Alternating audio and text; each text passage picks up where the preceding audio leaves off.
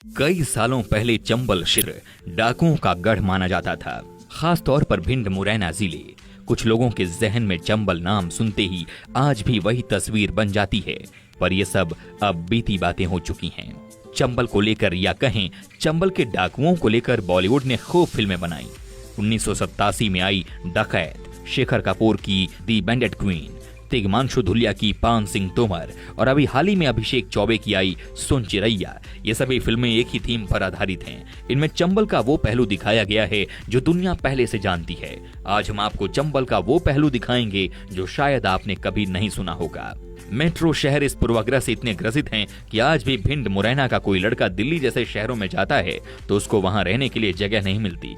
जैसे ही वो बताता है कि भिंड से है या मुरैना से है, लोग बड़े प्यार से मुंह पर दरवाजा बंद कर देते हैं। धीरे धीरे हालात सुधर रहे हैं, लोग चंबल आ रहे हैं और देख रहे हैं कि हकीकत क्या है। उन्हें पता चल गया है कि मुरैना अब गजक के लिए प्रसिद्ध है, डकैतों के लिए नहीं। अब ग्वालियर आने वाले टूरिस्ट मुरैना भी आते हैं। हम आपको मिलाने वाले हैं चंबल की सांस्कृतिक धरोहर से। चलिए शुरू करते हैं। भारतीय संसद दुनिया की खूबसूरत संसदों में से एक है, लेकिन क्या आप जानते हैं संसद का डिजाइन तैयार करने वाले एडविन लुटियंस को इस डिजाइन की प्रेरणा कहां से मिली? नहीं जानते? आइए जानते हैं।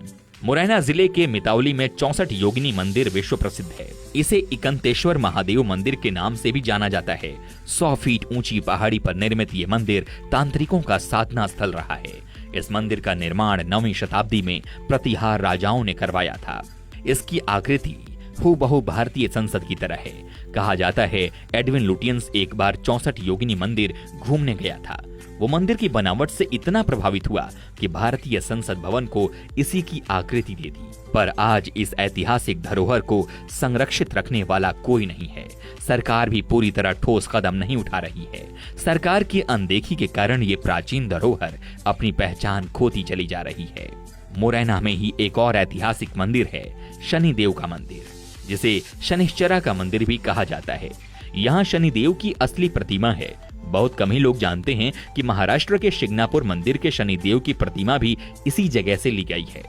कहा तो ये भी जाता है कि महाभारत के युद्ध से पहले अर्जुन ने ब्रह्मास्त्र पाने के लिए शनिदेव की यहाँ विधिवत पूजा अर्चना की थी।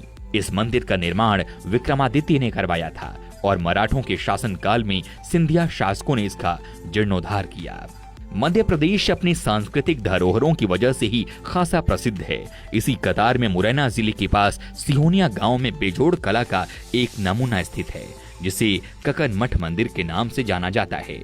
जानकारों के अनुसार ककन मठ मंदिर का निर्माण 11वीं शताब्दी में कछवाहा वंश के राजा कीर्तिराज ने कराया था। उनकी रानी ककनावती भगवान शिव की अनन्य भक्त थीं। उन्हीं के कहने पर इस शिव मंदिर का निर्माण कराया था। इसी कारण मंदिर का नाम ककन मठ रखा गया। माना जाता है कि इसे भूतों ने एक रात में बनाया है, लेकिन इसे बनाते बनाते सुबह हो गई और भूतों को काम अधूरा छोड़कर जाना पड़ा। ऐसा सिर्फ माना जाता है, पीढ़ी दर पीढ़ी यही कहानी सुनाई जा रही है। हालांकि ऐसा हुआ था, इसके ठोस प्रमाण आज तक नहीं मिले।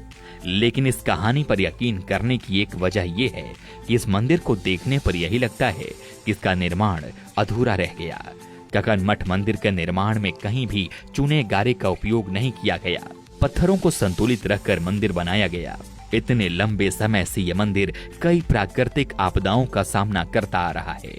इस मंदिर की देखरेख अब भारतीय पुरातत्व सर्वेक्षण यानी ASI कर रही है।